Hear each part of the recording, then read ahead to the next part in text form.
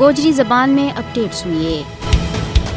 حیدرپورہ سری نگر کا جعلی مقابلہ نہ اجاں کوجی تیڑا گزرا تھا کہ بھارتی درندہ صفت فوج نے رام باغ سری نگر کا علاقہ میں مزید 3 کشمیری نوجوانوں نے ایک اور جعلی مقابلہ میں شہید کر دیتو۔ اینی شاہدین کے مطابق رام باغ میں بھارتی فوجیاں نے ان نوجوانوں نے پکڑن تو بعد جعلی مقابلہ میں شہید کیو۔ اس قتل ناحق کے خلاف لوگوں نے بڑا احتجاجی مظاہرہ کیا۔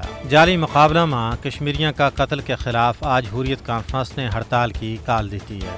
مقبوضہ کشمیر میں جعلی مقابلہ میں کشمیریوں نے شہید کرنا اور روزانہ کو معمول بن گیا ہے۔ مودی کی قیادت میں بھارتی حکومت محکوم کشمیریوں نے جعلی مقابلہ میں قتل کر کے لوگوں نے خوفزدہ کرنا چاہے تاکہ وہ اپنا بنیادی اور پیدائشی حق کے خود ارادیت تو دستبردار ہو جائیں، لیکن یہ بھارتی بدمست حکمرانوں کی پھول ہے۔ کشمیری غیور آزادی پسند عوام ماضی میں بھارت کا دباؤ میں آیا ہیں اور نہ ہی مستقبل میں ایسا ممکن ہے۔ کشمیریوں پر بھارت جس قدر ظلم کرے گا اسے مناسبت نال انہاں کا جذبات و احساسات میں بادو اپنا مقصد کے نال لگاؤ اور انتقامی جذبات میں اضافہ ہوئے گا۔